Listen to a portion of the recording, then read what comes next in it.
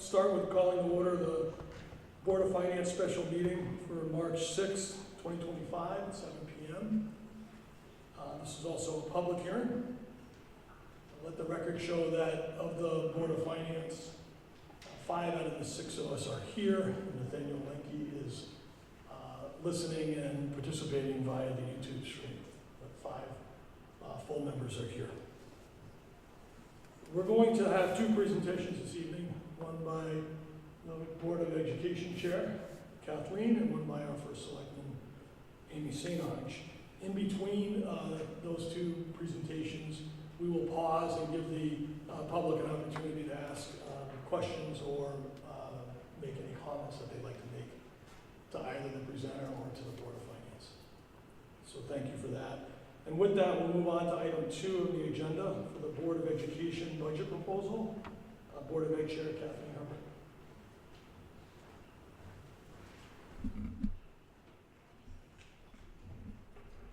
Good evening. As you heard, I'm Kathleen Herbert, Chair of the Board of Education, and I'm going to open the presentation tonight.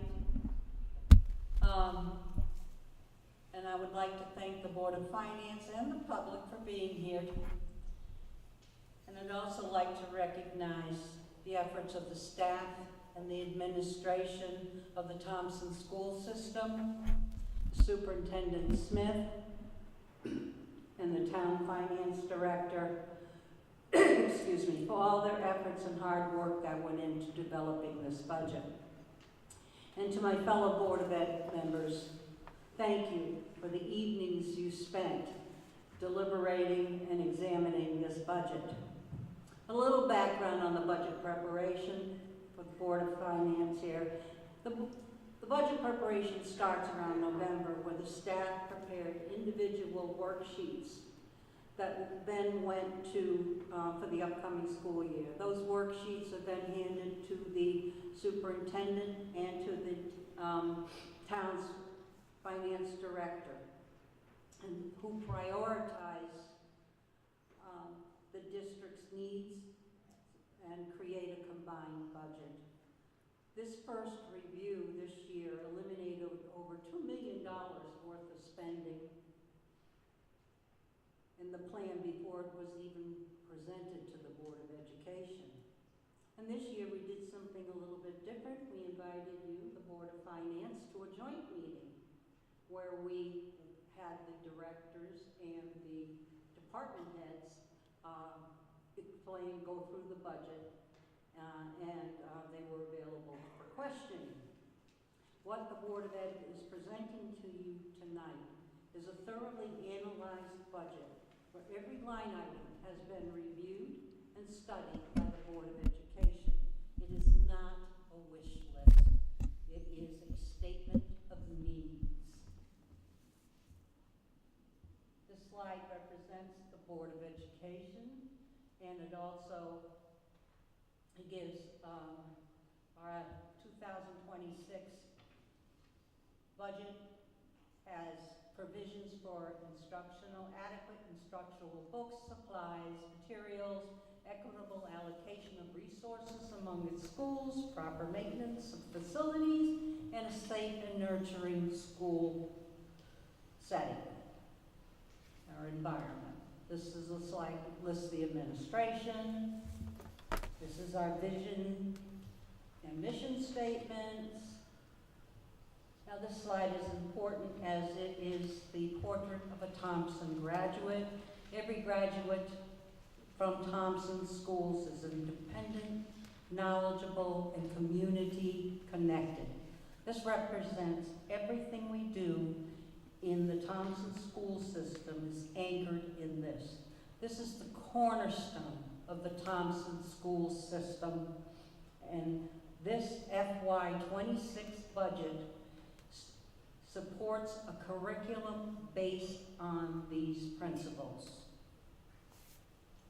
Slide 6 drills down into the individual elements of the portrait of a graduate.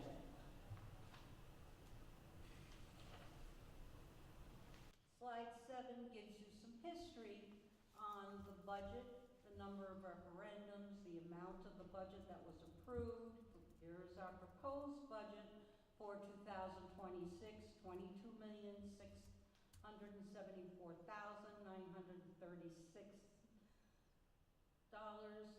5.8% increase.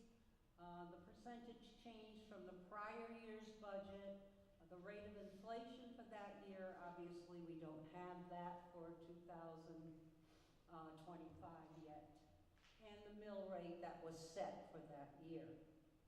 Several dates that we should, important years to know, is that in 2018, the school privatized the privatized the buses.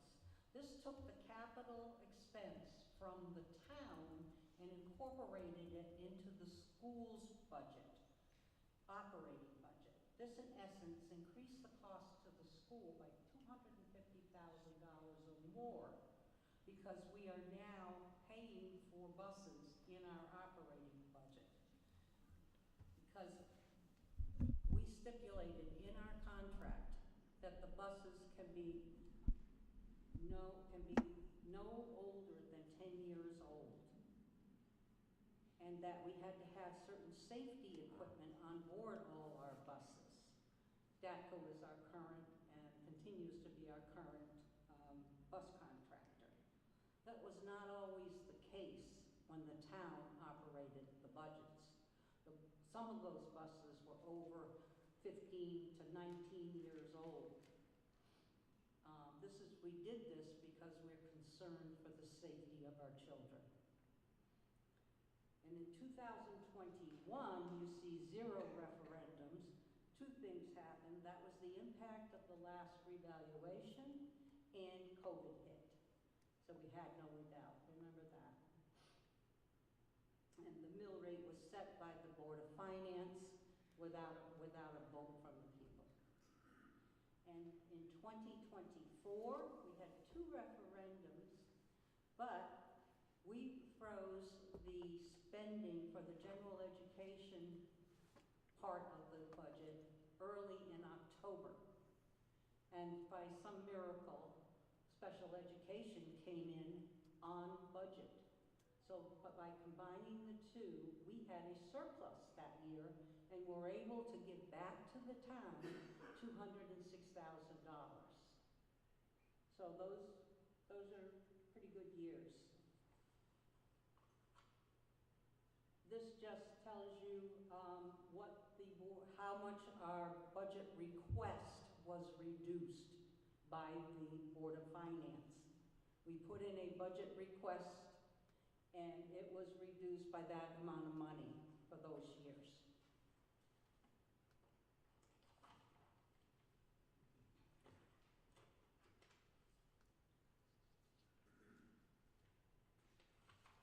Now here we go. This is a very important slide. What is driving our budget increase this year? What makes up the individual items, important items that make up this increase? As it was presented on slide 7, our budget request is $22.6 million versus our 25 budget of $21.4 million, which is a $1.2 million increase. Since we met with the joint meeting, these numbers have changed. The difference was somewhere in the 900,000 range. It is now 1.2 million. The reason for this is special education costs have risen due to increase of students needing services that moved into the district. We felt we needed and had to, in all consciousness, budget for this increase.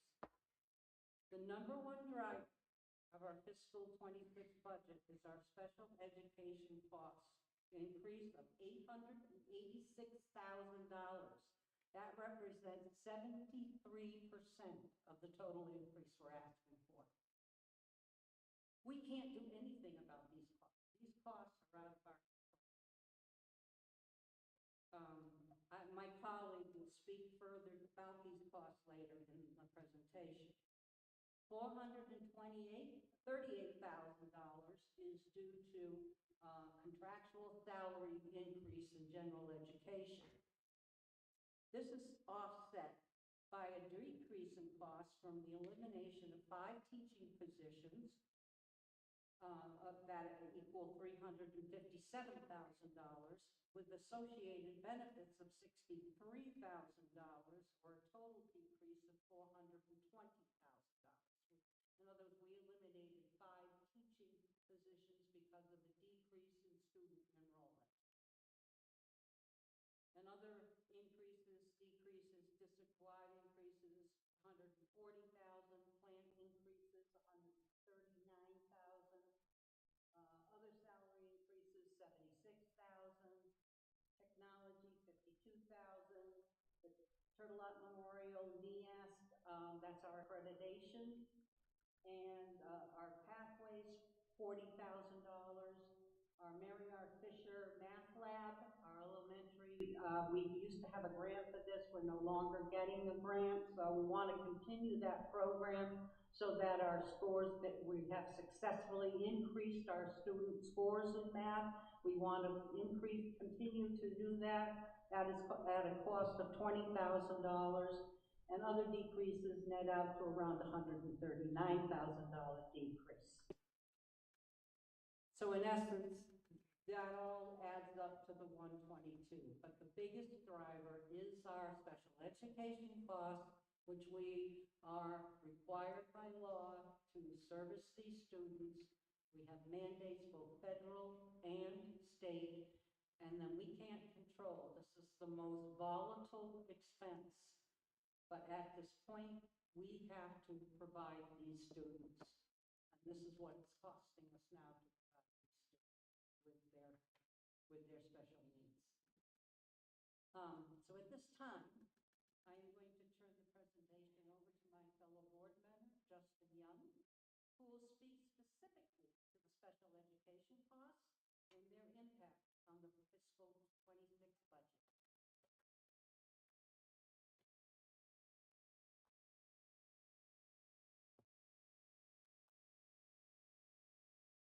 Board of Finance, citizens, fellow board members. I think it's important that we talk about a couple of numbers here. In a matter of 4 weeks, and we'll say less than 5 enrollments, we jumped a total of 22% of our overall ask for this year. We went from a 4.5% increase to a 5.8% increase. Those are some pretty big numbers, and that I hope that will help you understand the volatility that we face from a budget perspective when it comes to pupil services. I think it's really important to understand what pupil services is in our district and in other districts, and how much we, as a Board of Education, are forced by law to provide these services to our students. It's IEPs, it's on-site programs, out-of-district placements, transportation, 504, English language learners, where all of these individual pieces we have to provide in the least restrictive environment first. So we have to, the administration has to offer the student the least restrictive environment, and then it compounds from there if that environment is not working for that student. As that compounds, as does the cost. Those costs are directly tied to where in our, to places in our budget where we struggle because of that volatility. When we have to, when we have a delta like we just had where it was a 22% change, that in a regular year before a budget year would be impacted by general education studies. So general education studies would have to be impacted because of that.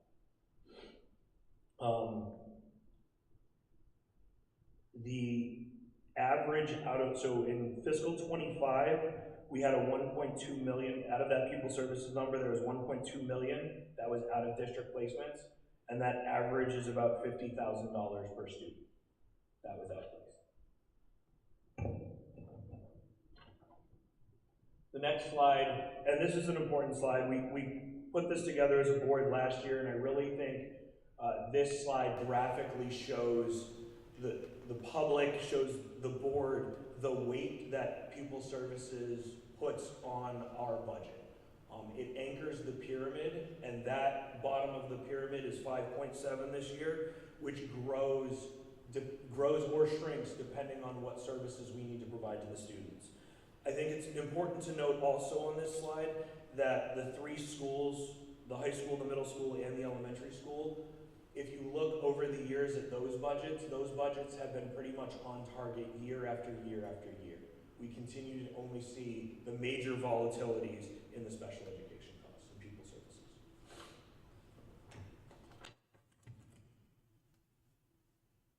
This is just important for a piece of information. I know there's a lot of stuff flying around at the state level right now when it comes to special education. There was just some legislation that was attempted to be passed for $40 million. I think our legislature's worked with our government to try to balance that out. Understanding that the state contributes about $7.5 million to our budget right now through grants and other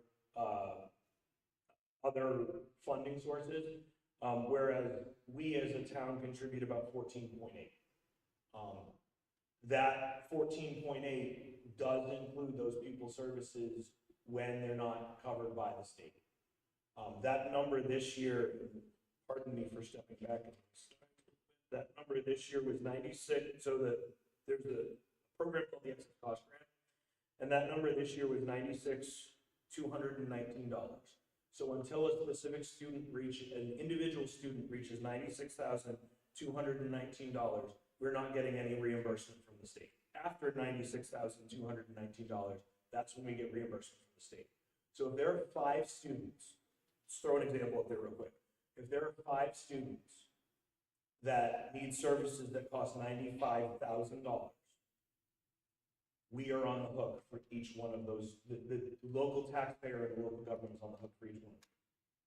If we have students that are $97,000, the state will cover around $800 of that. We are on the hook for the 96 through 19 for each one. So that's something to think about. If there is a student who ends up being a $500,000 cost, we're on the hook for the 96 through 19, and the state will cover the balance.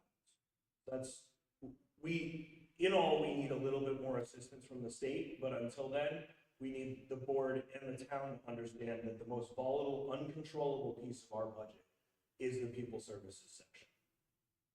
And that's why last year we were able to give money back to the board. This year, we're trending in the other direction.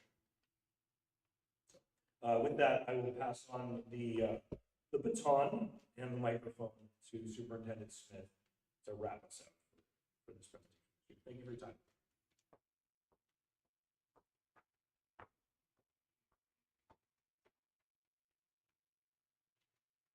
Good evening, everyone. Good evening, members of the Board of Finance, Board of Education, and citizens in the audience.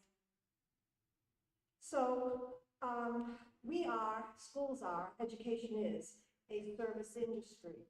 And for the most part, how schools operate is for the faculty and staff that we have employed. And so a lot of our costs are fixed by the 5 contracts, the 5 different unions that we work with, and other fixed costs. So you can see that 87% of our budget, or a little over $19 million, is already fixed. And the only slice of our budget that we actually have any control over is that 13%. And that 13% covers things like field trips, crayons and pencils and paper and laminate in the classrooms, our wonderful athletic programs, our music programs, our career and tech ed programs, and some of the facility and repairs and maintenance that we have beyond the fixed costs of Mr. Birch's budget. We do include Math Lab there this year, primarily because it's an intervention after school that has had a direct positive impact on student outcomes in mathematics. So the $20,000 that Chairman Herbert spoke about is money well spent when we're starting to see the needle move in mathematics for our students. The stark reality, though, is that we went into this budget and made 5 reductions in staff right off the bat. And then we thought going into this budget that would have a significant impact. And then about a month ago, 3 weeks ago, the tide changed and other students moved into the district requiring out-of-district placement, and it totally negated those 5 position reductions. With that, our class sizes are ranging between 17 and 22 students per classroom. We have room to grow. We can take some enrollment numbers in. At Mary R. Fisher, we could absorb about 25 students across K-4, about 29 students across grades 5 through 8 at the middle school, and another 50 students at the high school without having a direct impact on general education staff. So we can enroll more children with the current staff I believe we have in place. I'm not talking about special education staff, I'm talking about general education staff. So when we look at plant and operations, you can see that we have a number there for routine maintenance, for our utilities, and then of course our fixed costs, which include fuel and other items. What we only have in Bill Birch's budget right now is $22,000 for an emergency. And I can tell you, just being in this district for 8 years, we exceed that number every year. We never built into the budget any type of contingency because, quite frankly, we feel that we budget for what we actually need at the time. But that is our emergency fund in case something else breaks. And I can tell you, moving on, that we have some things that we're worried about. We didn't include them in this budget, but the 2 boilers at the Mary R. Fisher complex, they were installed in 2007. We have been trying to keep them duct taped and glued together, and Bill Birch and his team does an amazing job. But if we have to replace those boilers next year and they're not part of the HVAC program, that's a cost of $100,000 that we're worried about. Our alarm system is really antiquated. We put it in the budget and then we took it out when we realized that the numbers were coming in too high. But the cost to replace the alarm system is $60,000. Right now it's operating, but we are worried about that. And then of course the other boilers in the other buildings that are listed here. I'll talk a little bit about the HVAC building program that's happening now. That program was put in play, and we had the entire complex analyzed, and we found that there was a 3-phase project. And the project that's currently in place is about 25% of the overall project to really upgrade this entire campus and bring it up to code. So what's happening with this particular project right now is that we are installing a universal digital control system across the campus. At the middle school, the kitchen is getting new air distribution equipment and the cafeteria as well. The gym and locker room at the high school is getting new air exchange equipment and air distribution. The boilers at the middle school are being replaced. Auxiliary heating system in the senior wing. If anybody knows about the senior wing, I've got teachers teaching in gloves and hats because that wing, for some reason, the heat just doesn't work well and it needs to be upgraded.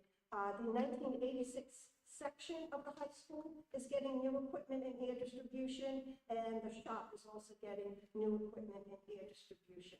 But when you think about that, that is only a drop in the bucket of some of the things that we're seeing across the district. For example, everybody heard about the evacuation emergency last week.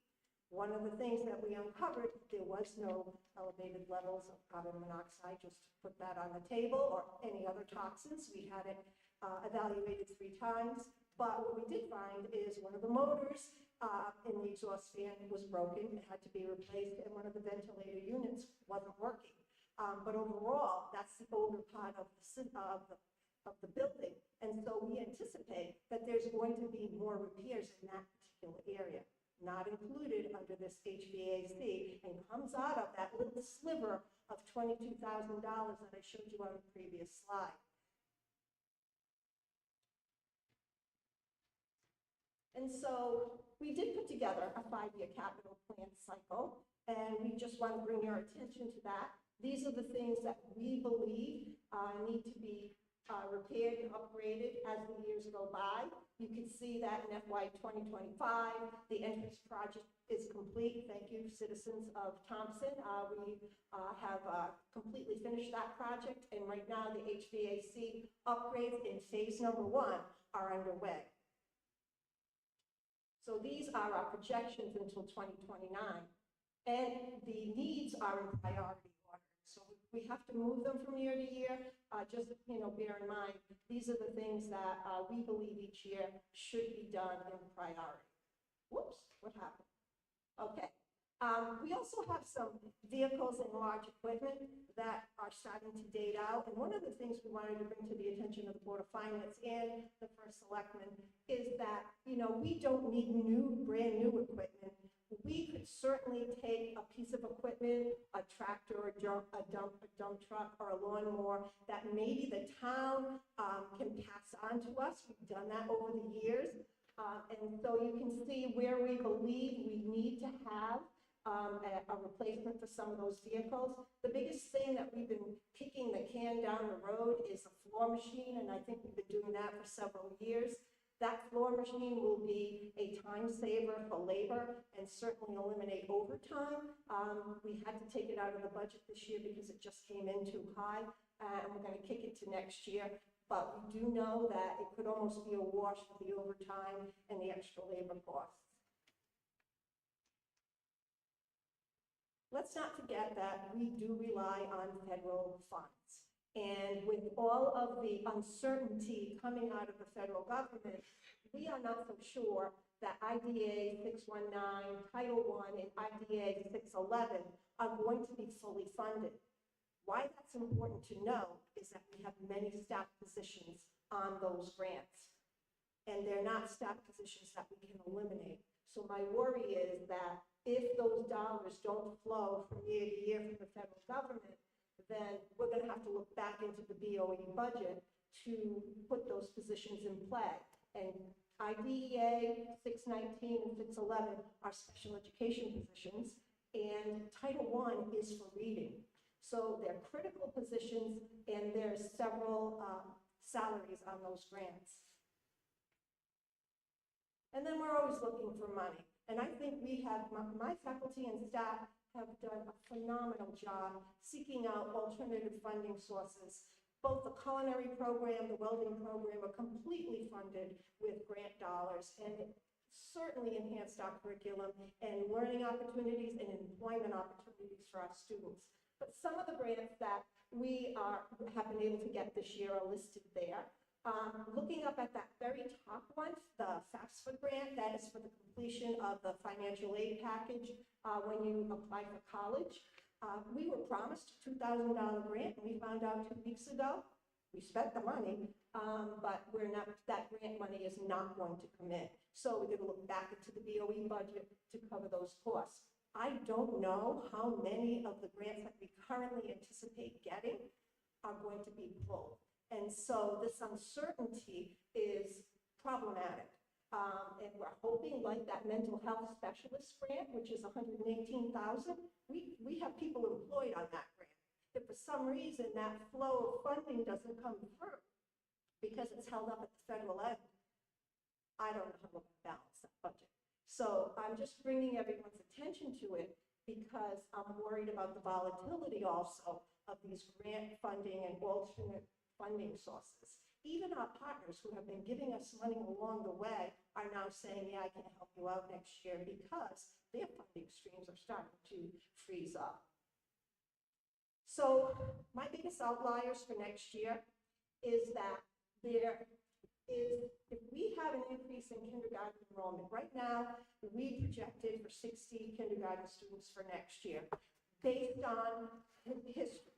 The problem is that they changed the enrollment date, and so you have to be filed by September 1st. So in the current year that we're at, we held out a lot of students because they weren't ready. They couldn't register. And we don't know how many of them went to private schools. We don't know how many of them are going to enroll this year. Right now, we have 3 kindergarten teachers budgeted, and we have about 20 students in each class. Anything over 60, then we may have to add kindergarten classroom. So we're watching that number carefully. And then, of course, Justin, I think, brought this fact home, is that any additional special education students that move in can have a significant negative impact on the school department budget. And that is the presentation for Thompson Public Schools. Thank you.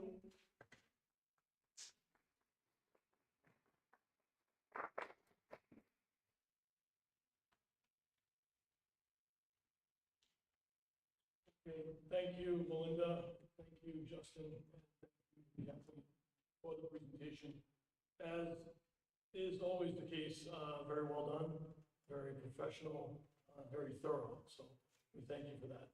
We're going to take a pause right now before we move on to item 2B and ask if there's any citizen in the room or in the meeting tonight that would like to make a comment.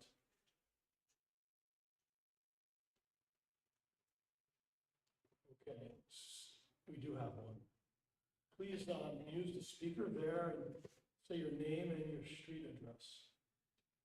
Jessica Wolfe, 1081 Riverside Drive, in regards to the 13% of which the Board of Ed only has that is considered non-essential expenses. I would like to drag your attention that the 8th grade committee is hosting a spaghetti dinner on Saturday, March 8th from 5 to 7 at Valley Springs to fund their end of year celebration. Plates are $10 a piece. We would love to see you. Thank you. Okay, thank you, Jessica. Anyone else? Okay. Seeing none, we'll invite up next for item 2B, Amy Sanders.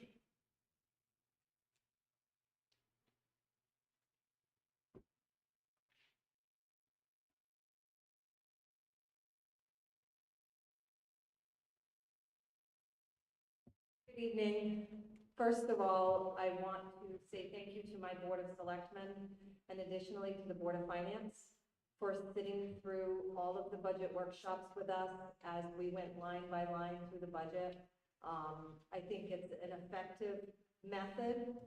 This is the second year that we've done it, and it certainly gives us both boards a true picture of what the town is looking at for the coming year.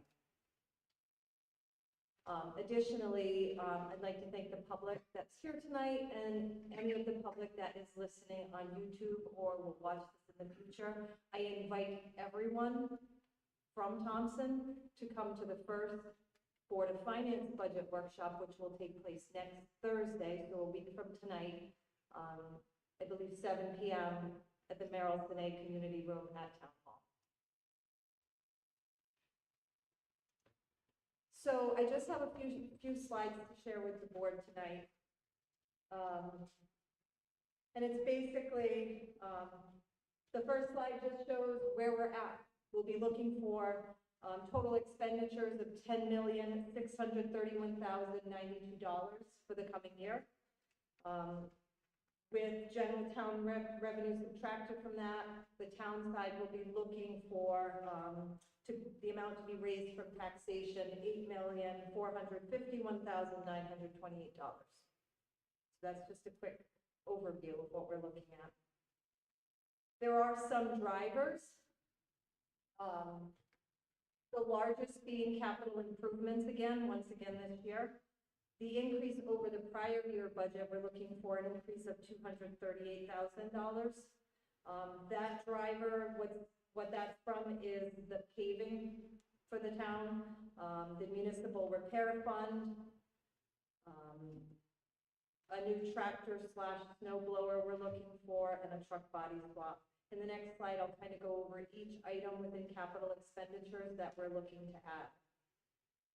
Benefits, of course, every year we always face increased health insurance costs, workers' comp increases, pension contributions this year did increase, so that's all sort of uncontrollable cost. The next line you'll see is salaries at $101,000. That is contractual obligations. This year, on the next line, you'll see fire departments. We'd like to increase town support by $60,000.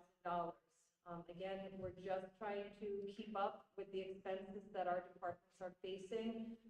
This doesn't even come close to reaching, and we know from meeting with them, doesn't come close to reaching what they really need. But we're doing our best to make sure they have the proper equipment and that they're able to save for those larger apparatus pieces that cost in the millions. On the next line, you'll see debt service. Last year, the Board of Finance did give us approval to order a loader, and the cost for that financing was going to fall into this budget season, so that did come out to be $43,000. Public Works, salt and sand budget. As we know, this year was a little bit unusual compared to the previous couple of years, and we did max out the budget this year, went over the budget. We are going to have to dip into contingency to help cover the additional costs. So this year, we increased it by $41,000. This year, also on the next line, and you'll see there's a building official. We have a new building official. He is a full-time building official. He is a resident of Thompson. With all the work that's been going on in the years, the department was failing to meet all their obligations of inspections, etc. So we do now have a full-time building official, and that raised the cost because we had an official that was clocked in at 19 hours a week. We now have a 40-plus hour a week building official. So that's an added cost of approximately $40,000. The ambulance service, the paramedic ambulance service that we contract through MECOG has seen some increases to fees. Additionally, we also increased the rent that we pay to Thompson Hill Fire Department to store the ambulance and the crew there. So we're looking at approximately a $32,000 increase to the budget. And then the last item is basically every single other line item contracted into one. And you'll notice that we were able to, with all the other lines that are outlined, we are saving about $64,000 in total. So a lot of the departments really crunch numbers and reduce the cost within the department to try to save the town and the taxpayers money.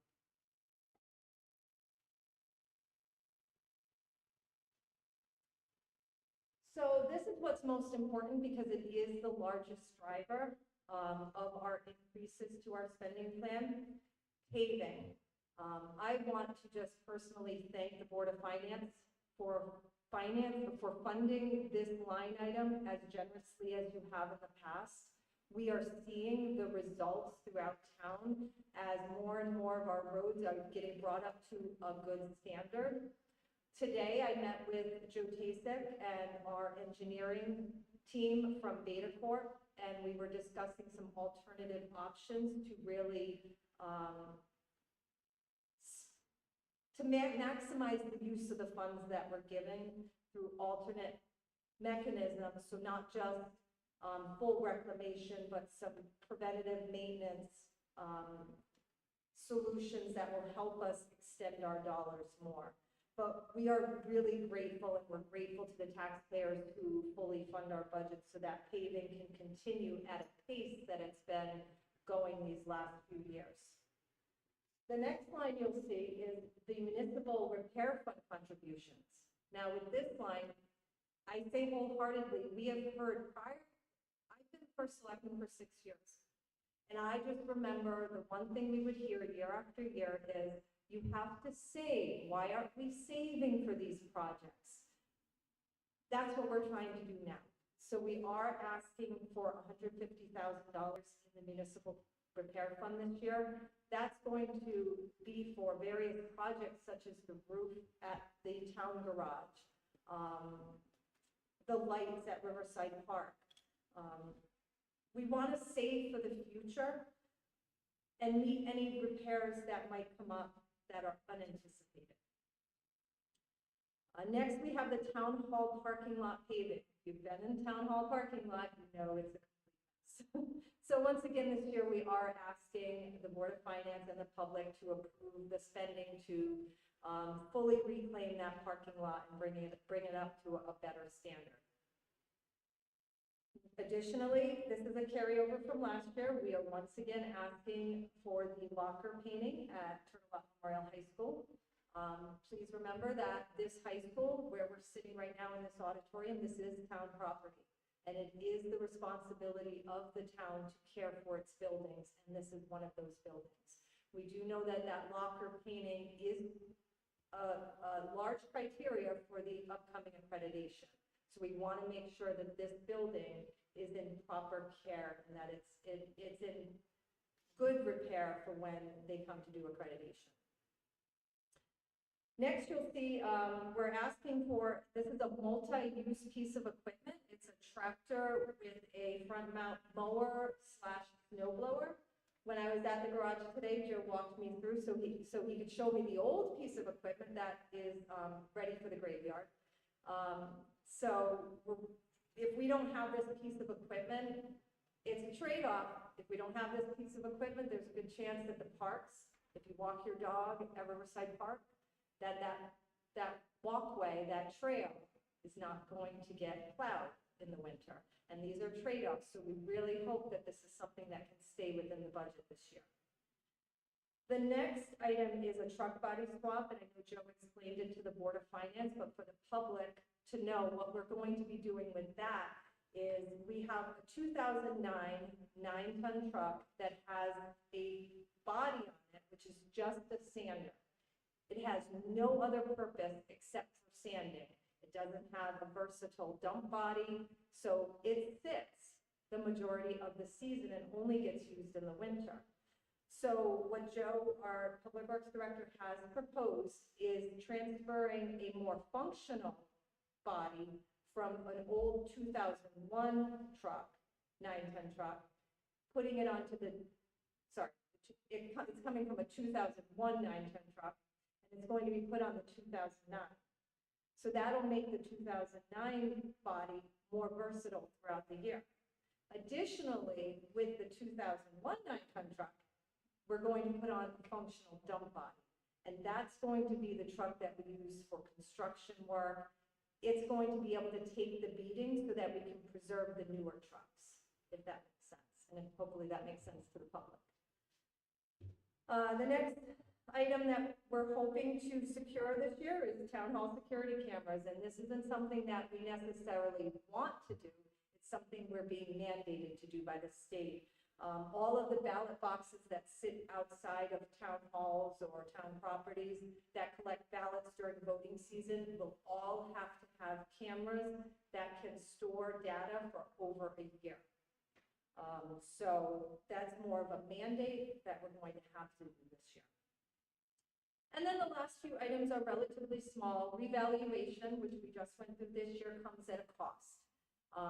So this year we have $20,000 that we're requesting, and it's just a mechanism to save because in 5 years we have to do a revaluation again. So we have to be prepared to have the money to actually perform the revaluation. So we save it in small increments so it's not as large of a hit to the taxpayers when it comes to reval season. Little League has requested $12,000 once again, and that's for field maintenance and repairs. And our town hall map printer needs to be replaced. Our assessor has found something that's less in, it's a lesser, it's a smaller unit that can work for what he needs it for. So that came at a cost of $3,500.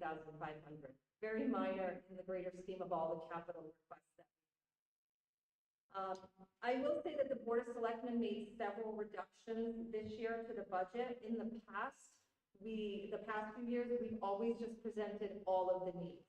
And this year as a board, we worked really hard just to present to the Board of Finance exactly what we thought was most critical to operate the town.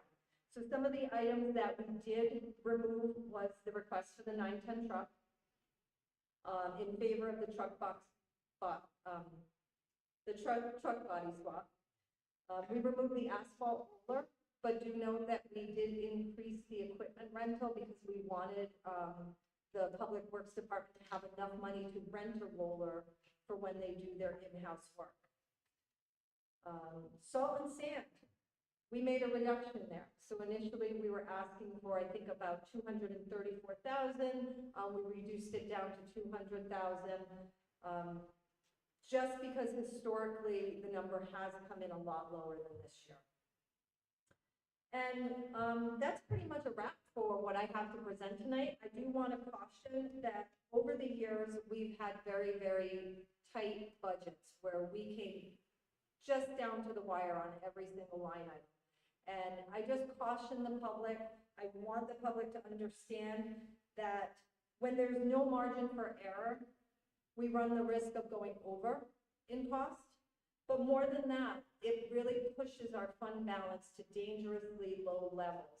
And I just want to warn the public that right now we're hovering around that 5%. And if we stay there too long, it puts us in jeopardy of the state coming in and taking over our budget process. And then you won't have a vote. So I strongly caution that we have to make sure that we fund both the town and the school appropriately so that we can additionally start to see our fund balance grow again. Thank you. I just, again, welcome the public to come out next Thursday and participate in this budget process. Come and see me at any time at Town Hall. We have the budget books available. You can go line by line through every budget item. I welcome people to come and see me in the coming weeks. So thank you very much.